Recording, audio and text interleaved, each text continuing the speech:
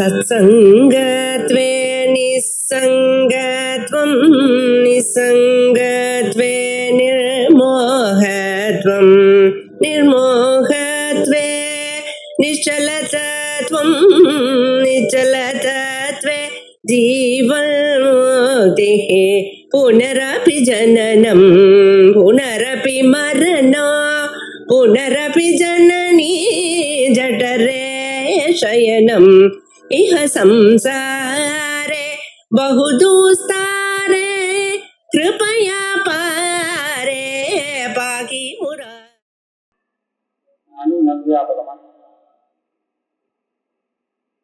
ननु न व्यापकमिदं लक्षणं स्वप्नलोकादौ असंभवा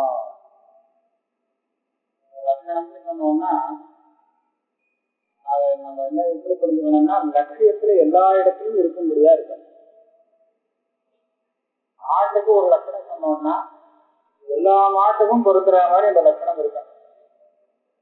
இதுல மாட்டுக்கு வரும் அப்படின்னு சொன்னா அது மாட்டுக்கு லட்சணமா சொல்லப்படாது. இப்ப நீங்க அத்தியாசத்துக்கு லட்சணம் சொல்ல ஆரம்பிச்சிருக்கு. அத்தியாசம்னா என்ன? அப்போ இந்த லட்சணம் எல்லா அத்தியாசத்துக்கும் வரக்கூடியதாக ஒரு லட்சணம். இப்ப சொன்ன லட்சணம் அந்த மாதிரி இல்லை. ஏன்னா அத்தியாசம்னு சொன்னா சொப்னத்துல பார்க்கிறோமே அதுவும் அத்தியாசம் தான். நான் மனசுன்னு சொன்னா இது ஒரு அத்தியாசம். இது ரஜதம்னு சுத்தியை பார்த்து தெரிஞ்சுட்டோம்னா அது ஒரு அத்தியாசம். சொப்னத்துல பார்க்கறதுலாம் அத்தியாசம் தான். இது எல்லாமே அத்தியாசம் தானே. அப்ப இந்த எல்லா அத்தியாசத்துக்கும் பொதுவா வர மாதிரி இந்த லட்சணம் சொல்லி இருக்கணும். சொன்ன லட்சணம் அந்த மாதிரி இருக்கணும். ஆனா அந்த மாதிரி இல்லைங்கிற ருதிரூப பரத்திர பூர்வதிருஷ்டாவபாசா அப்படின்னு சொன்னேன்.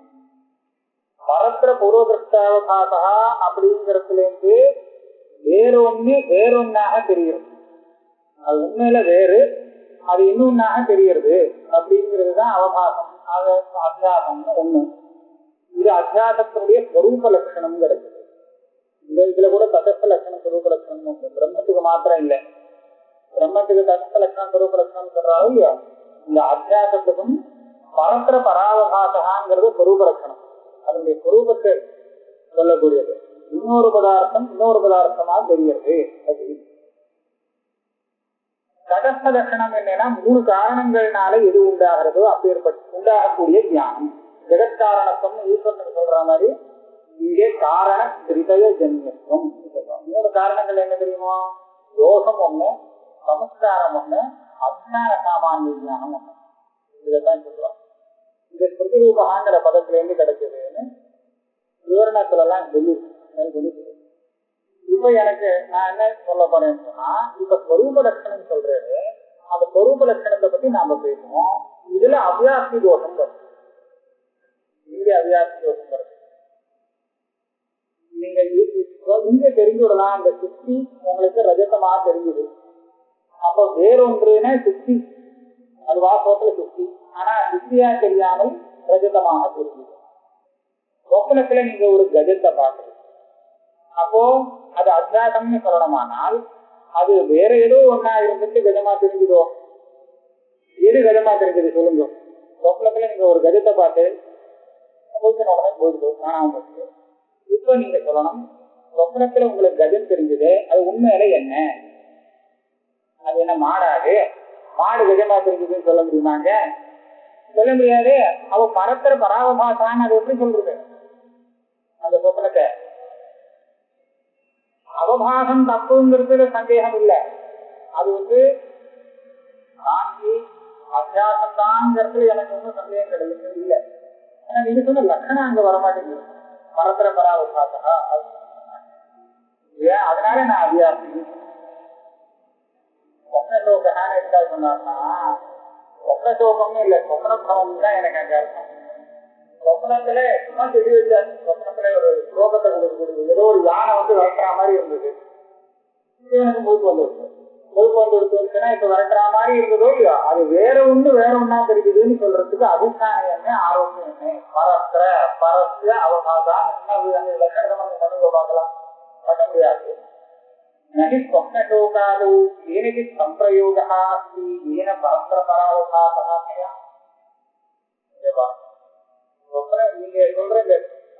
தடஸ்த லட்சணம் கூட அங்க வரல.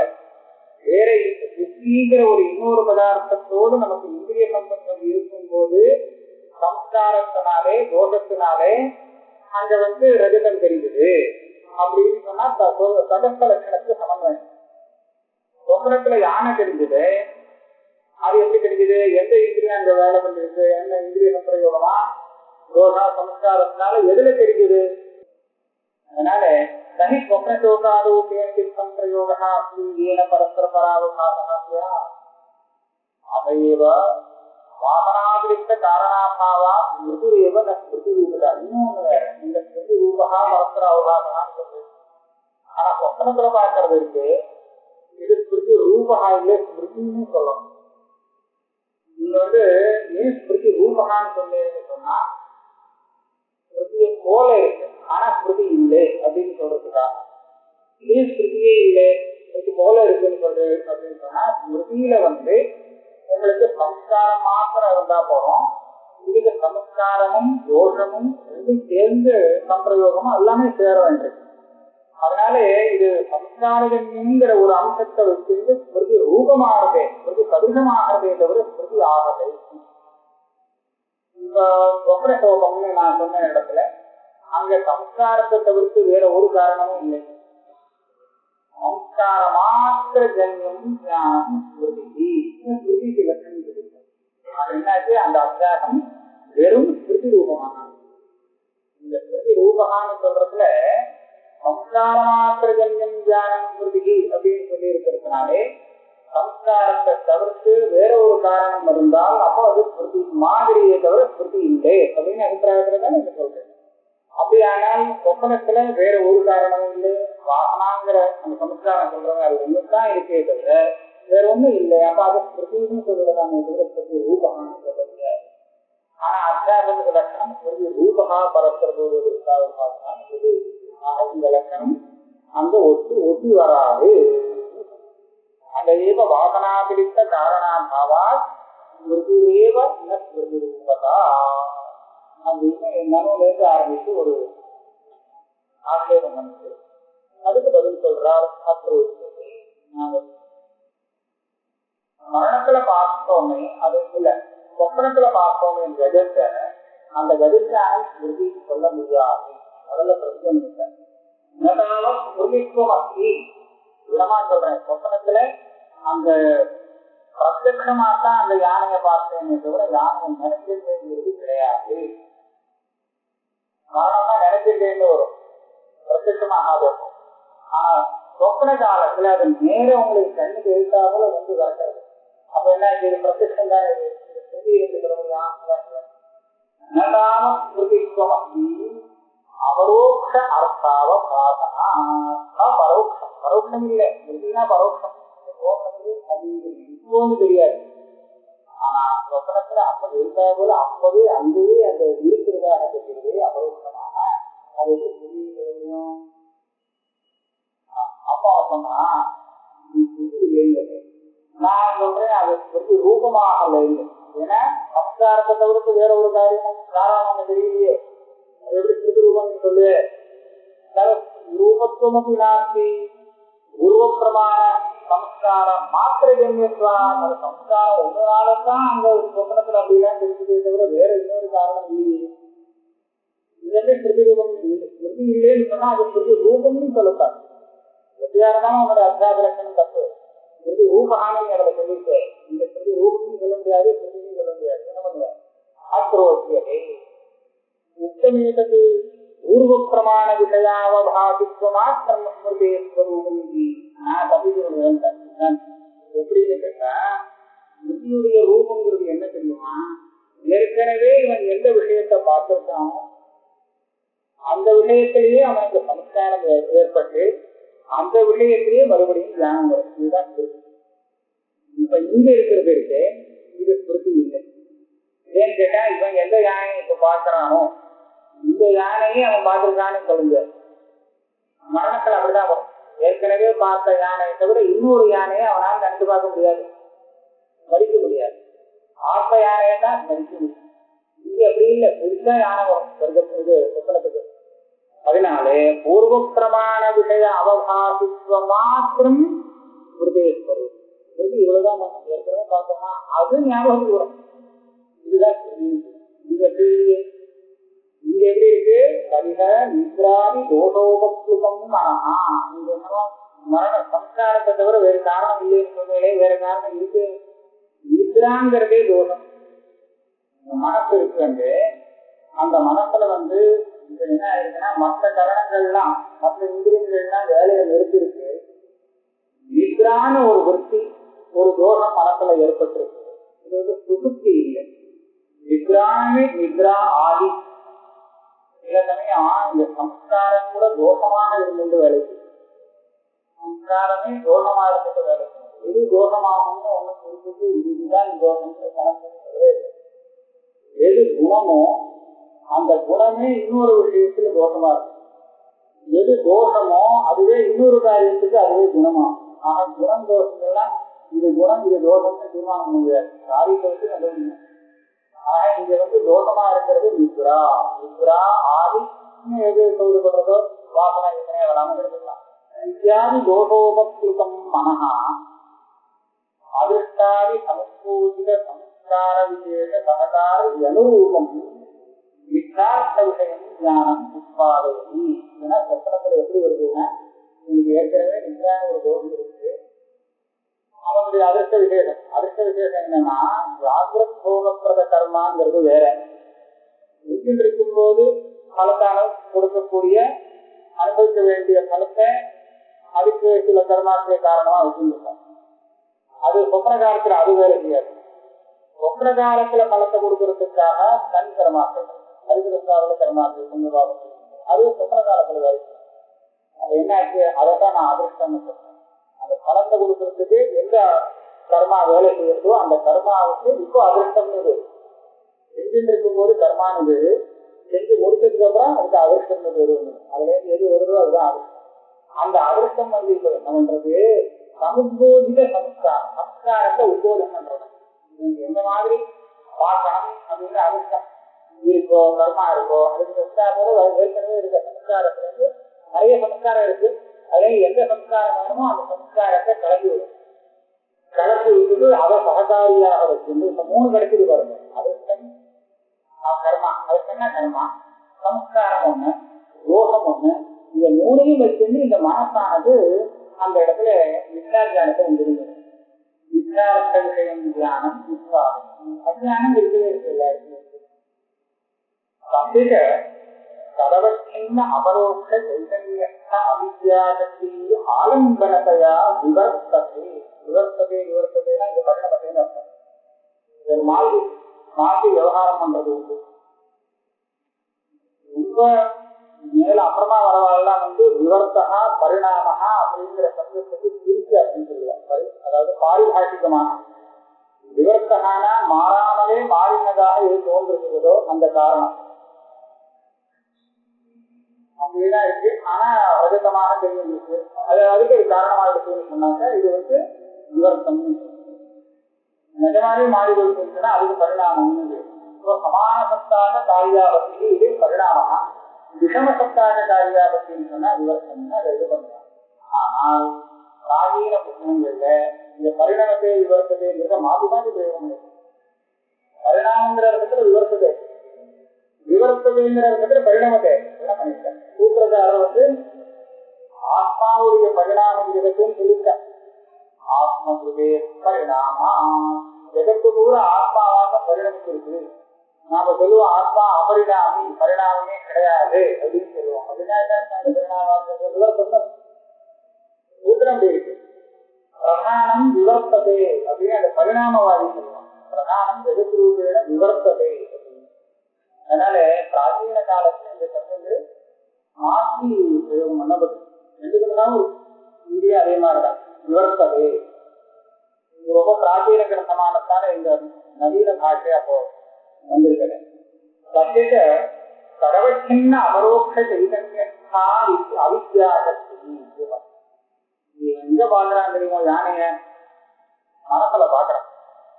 மனோவச்சின்னமாக சைதன்யம், அந்த சைதன்யத்துல ஒரு அவித்யாசக்தி இருக்கு. அந்த அவித்யா சக்தி தான் யானையாக விவர்த்தது பரிணமிச்சு. வெளியில யானை பார்க்கல, அதனாலதான் சொப்பனத்தை பொய்னு சொல்றதுக்காக ஒரு அதிகரணம் வந்தது.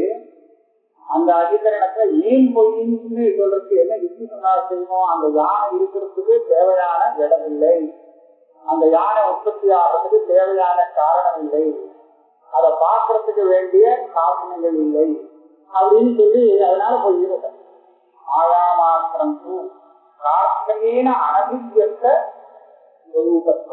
கார்த்தேன அபிவியக்தி இல்லை அப்படிங்கிறது என்ன அர்த்தம்னா அதுக்கு தேவையான தேசமோ காலமோ அல்லது அதுக்கு வேண்டிய சாமான்கள் உண்டாக்குறதுக்கு வேண்டிய சாமான்களோ இல்லாமலே அது தெரியறதுனாலே அது ஆகாது, வெறும் மாயாமாத்திரம் அப்படின்னு கூப்பிடுறதாரு.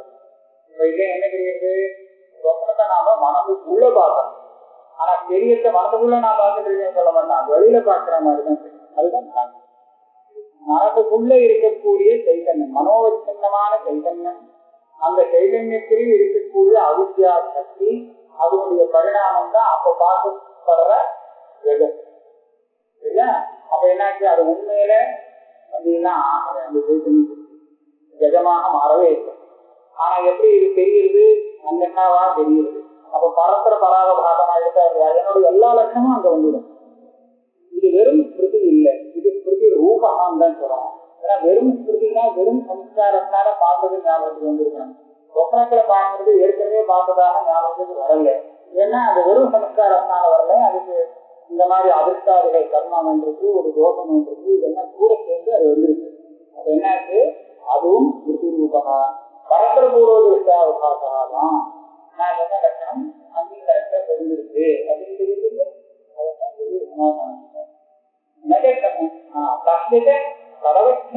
அபரோக்ஷ சைதன்யா அவித்யா சக்தி ஆலம் சுகனத்தையா விவர்த்தது. இது முடிஞ்சது. இது முடிஞ்சோன்னா சொன்னா நீங்க சொல்றது கேட்டா அங்க பார்க்கக்கூடிய வஸ்து எல்லாம் மனது உள்ள பாக்குற மாதிரி இருக்கும் போல இருக்கு. அந்தரேவ சொன்னார்த்தா அவன் என்ன நினைக்கிறான்? சொப்பனத்துல பாக்குறவா எல்லாம் சொன்ன காலத்துல வெளியில தான் எல்லாத்தையும் பிரதிபத்தை பாக்குறான். சொப்பனத்துக்குள்ள நீங்க மனசுல இருக்கக்கூடிய அவித்யா சக்தின்னு சொன்னா மனசுக்குள்ளதானே அந்த யானை வரும்ப்பா, வெளியில வரும் தெரிய முடியாது. அந்த தெரியத்துக்குள்ள ஒரு யானை வந்ததுன்னா நம்மளால வெளியில பார்க்க முடியுமா? அந்த யானையை பார்க்க முடியாதானா அப்படின்னு அவன் கேட்கிறான். சொல்ற யானை உள்ளதான் பார்க்குது, வெளியில வரலையே. ஓவாம் பொருளே அந்தரிதி சொப்பனத்துல பார்த்த யானை வெளியில வந்தது யாரு சொன்னான்? உள்ளதான் வந்தது. அவன் பார்த்த யானை உள்ளுக்குள்ளதான், வெளியில வந்திருந்தா எல்லாரும் பார்த்திருப்பாரு. உனக்கு உள்ள வந்ததுனாலதான் வேற யாருக்கும் தெரியல. அவன் சொன்னா எப்படி வெளியில வரலன்னு நீங்க சொல்றது? எனக்கே அங்க தெரியும் போது வெளியில தெரிகிறது அந்த யானை. நான் பார்த்திருக்கேன், வேற யாரும் பார்க்கலைங்கிற விஷயம் வேற. ஆனா நான் பார்க்கும்போது வெளியில தான் அந்த யானை தெரியுது, நீங்க வெளியில வரலங்கிறது சின்னதேனா அனுபவத்தே ஜாகரணே. ஜாகரணத்துல நான் ஒரு யானையை பார்த்தேன்னா எனக்குள்ள நான் பார்க்க முடியாது. நான் இங்க இருக்கேன், அது அங்க நிற்கிறது. தனியா வெளியில தானே பாக்குறேன். அப்ப அப்படியே தானே சொப்பனத்திலையும் பார்த்தேன். நான் ஒரு ஓரமா நின்றுருக்கேன், யானை அங்க வருது, அப்படிதானே தெரியுது. அப்ப நான் சொப்பனத்துல யானையை உள்ள பார்த்தீங்கன்னா வெளியில பார்த்தேன், நான் வெளியில தானே பார்த்தேன், நீங்க உள்ள பார்த்தேன்னு சொல்றது. சின்னதேனா அனுபவத்தே स्वप्नेति जागरणे इव न तत् अंतर अनुभवाश्रयत्वे स्वप्नार्थत्वे उपपद्यते. இது மரியல்ல அந்த நரவங்கிறவர் பேசுறார். உள்ளே அந்த யானை தெரிஞ்சா அது வெளியில தெரிய முடியாது.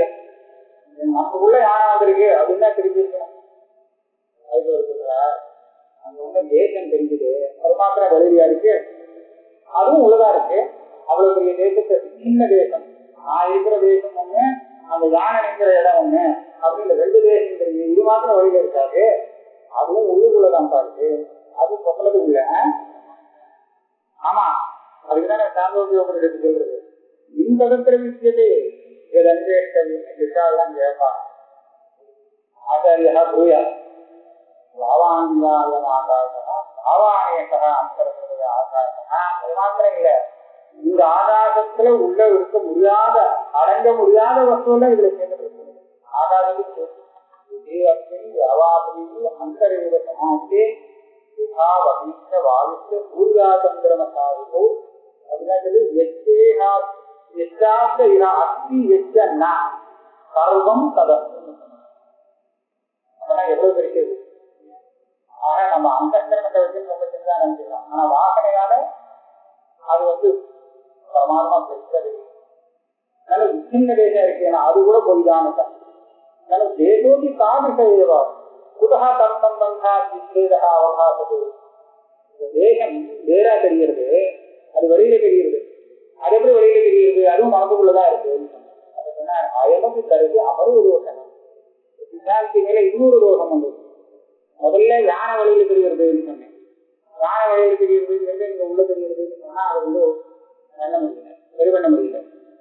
தேசம் வேற உள்ளேயே தெரிகிறதுன்னு சொன்னேன், அது கூட வழியில தான் தெரிகிறது. இன்னொரு தோஷமாக யானை வழியில தெரிகிறதுங்கிறதுக்கு ஒன்றும் சொல்லல.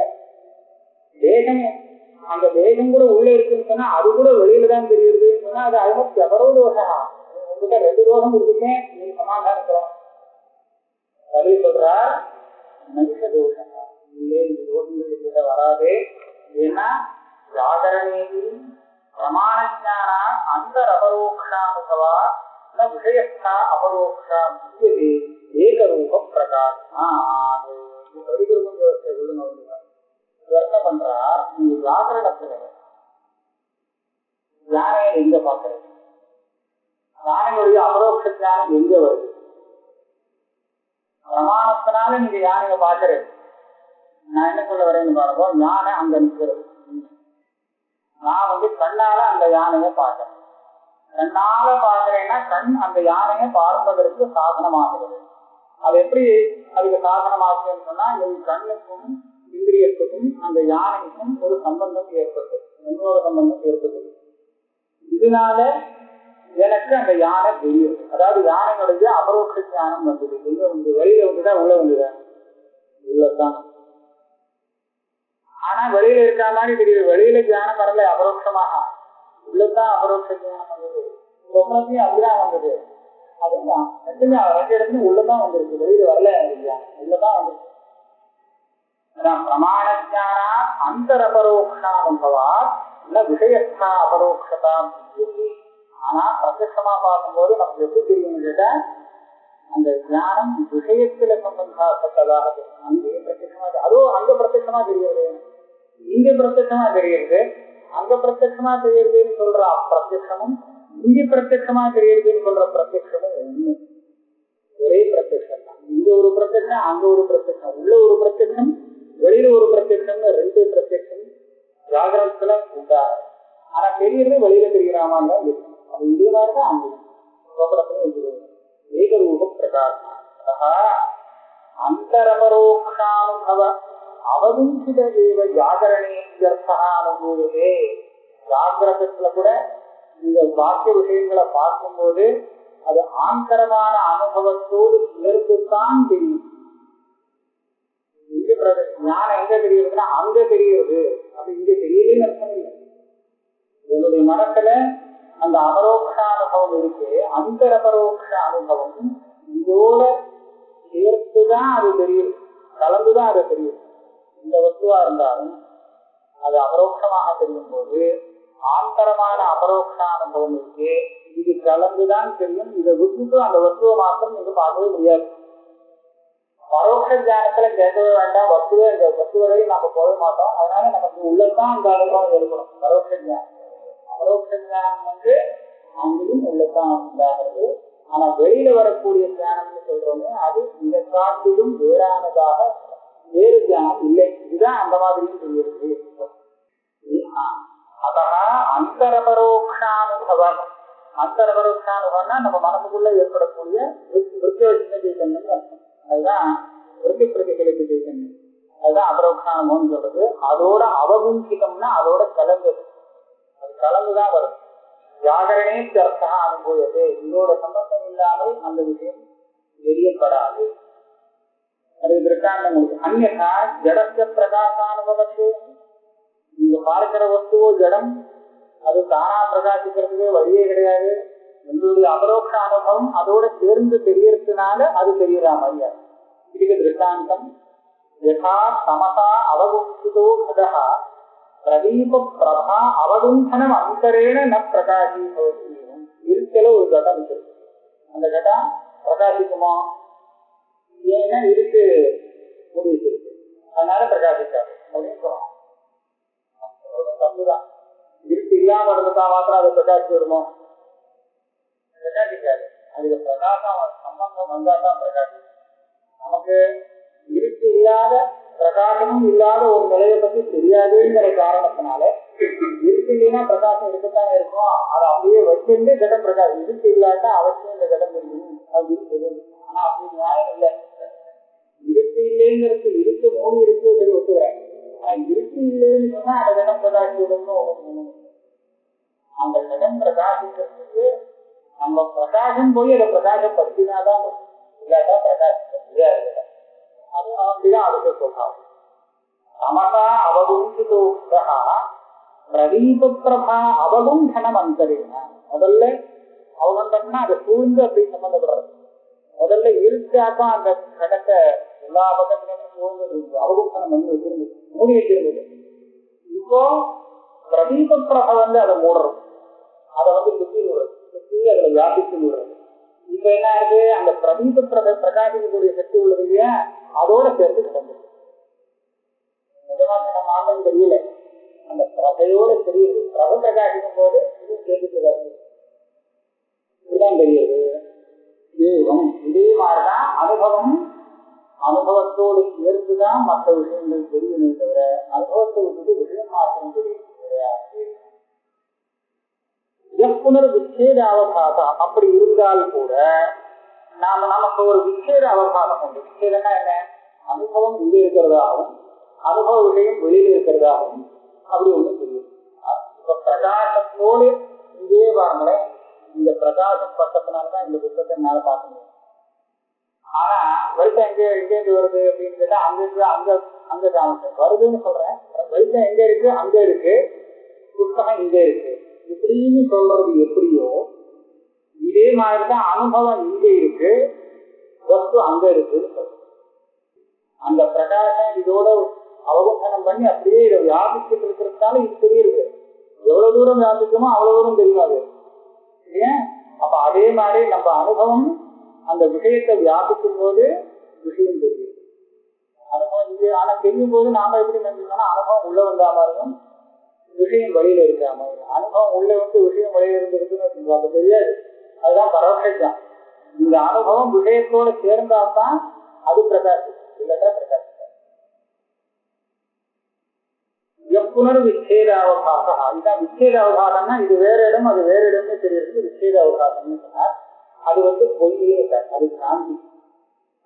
ஜாகரே அப்படி மாயா விஜயிக்கிட்டா. நீங்க முடிஞ்சின்னு இருக்கிற விச்சேத அவகாசம் சொல்றே, எனக்கு இங்க தெரியுது வஸ்து அங்க இருக்குன்னு, அந்த விச்சேத அவகாசமே முதல்ல மாயா விஜயிக்கிட்டம் உண்மையாக நிரூபிக்க முடியாது. அப்படி இருக்கிற சொப்பனத்துல போய் கேட்கிறே விச்சேதம் தெரியுது. மகாமோசம் இதை விட மாயா ஜாஸ்தி. அங்க சர்வஸ்ய பிரபஞ்சஸ்ய சைதன்யம் காஷ்டயத்வா. சைதன்யம் தான் நான் சொல்லக்கூடிய ஆந்தரமான அனுபவம். பொதுவான அனுபவங்கிறது அதுதான்.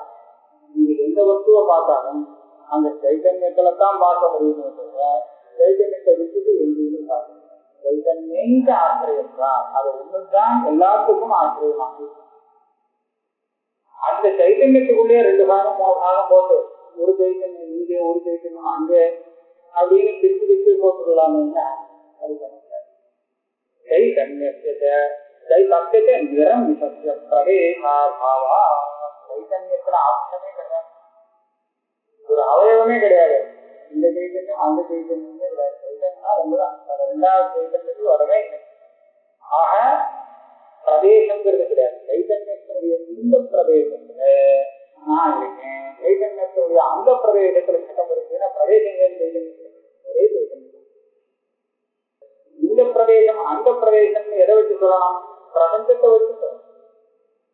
பிரபஞ்சத்தை வச்சு அதை பிரதேச வேதத்தை கல்பனை பண்ணணும். சைதன்யத்துல பிரதேச வேதத்தை கல்பிச்சுட்டு அதுக்கப்புறம் அந்த இடத்துல இந்த இடத்துல அது இருக்கு, இந்த இடத்துல இது இருக்குன்னு பிரிச்சு சொல்லணும்.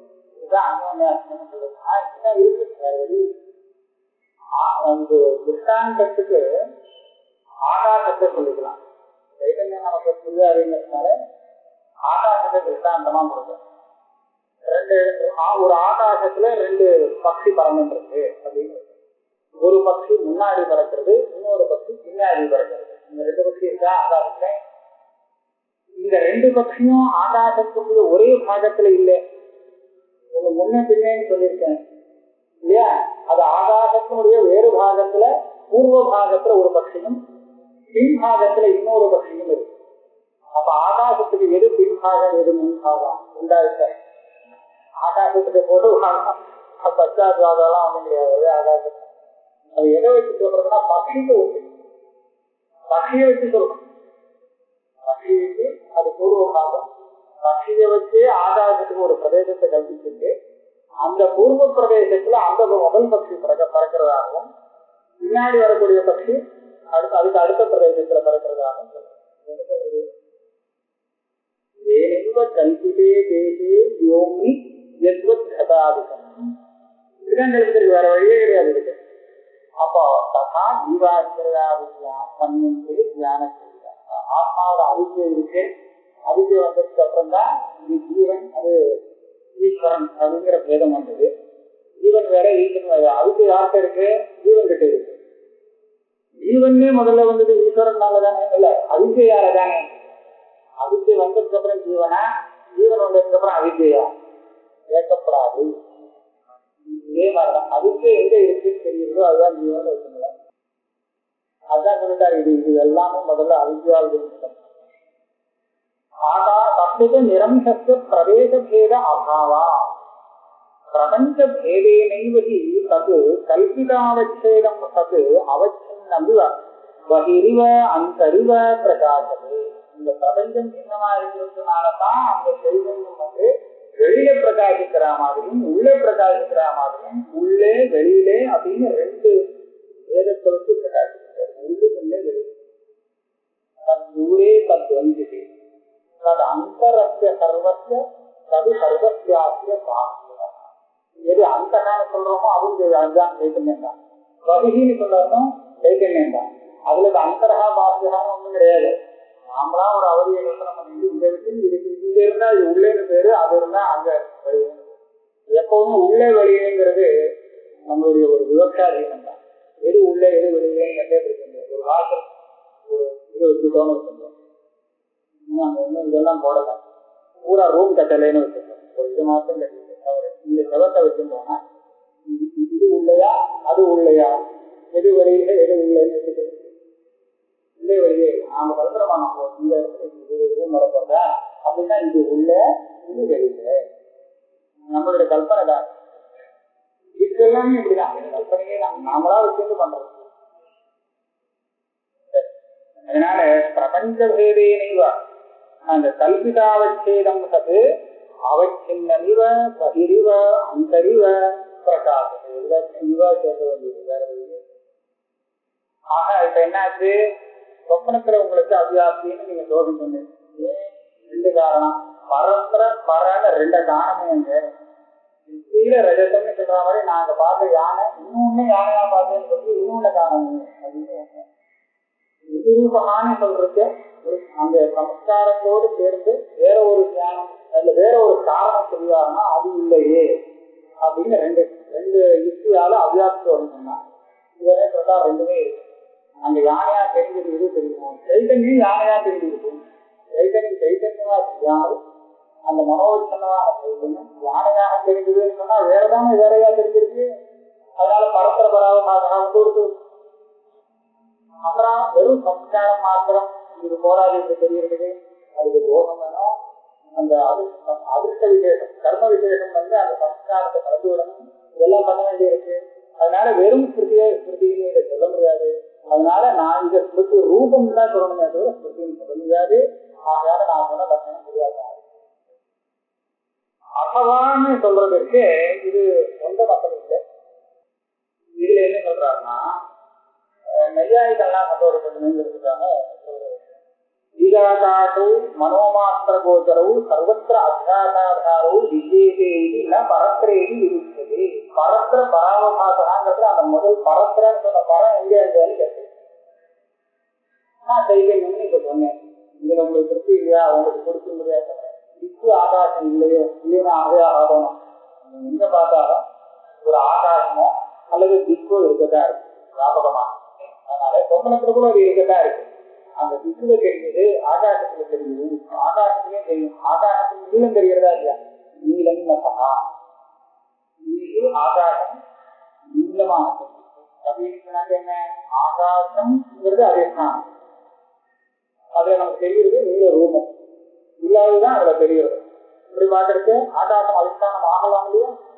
நீளமாக இல்லாத ஒண்ணு ஆகாசம்ங்கிறது நீளமாக தெரியுது. இது பரத்திர பராவபாசம் தான். இந்த ஆகாசத்துல யானை தெரியுதுன்னு வச்சுக்கோங்க. சொப்பனத்துல ஆகாசம் தெரியுறதா இல்லையா, அந்த ஆகாசத்துல யானை தெரிஞ்சது, திக்குல யானை தெரிஞ்சது. நான் கிட்ட முன்னாடி சொன்னது சைத்தன்யத்துல யானை தெரிஞ்சதுன்னு சொன்னேன். சுத்தியில ரஜதம் தெரியுதுன்னு சொல்ற மாதிரி சைத்தன்யத்துல யானை தெரிஞ்சதுன்னு. இப்போ ஆகாசத்துல யானை தெரிஞ்சதுன்னு வச்சுக்கோ, திக்குல யானை தெரிஞ்சதுன்னு வச்சுக்கோ. பரத்திர பராவபாசம் சொல்றது எனக்கு பெரிய கஷ்டமான விஷயம். ஈகாகாசோ மனோமாத்திர கோச்சரோ அது எப்படி எனக்கு தெரிஞ்சதுன்னு சொன்னாங்க. கண்ணெல்லாம் இல்லாம எப்படி அவனால அதை பார்க்க முடியுதுன்னு சொன்னாங்க. மனசால பார்க்கணும். மனோமாத்திர கோச்சரோ சர்வத்திர அத்தியாச ஆதாரோ. இவன் யானை இதெல்லாம் அத்தியாசம் பண்றதுக்கு ஆதாரம் பரத்திரன்னு சொல்லக்கூடிய ஆதாரமாக சர்வ ஆதாரோ வித்தியதே பரத்திரையை இருக்கிறது. அந்த பரத்திர பராவகாசாங்கிற லட்சணத்துக்கு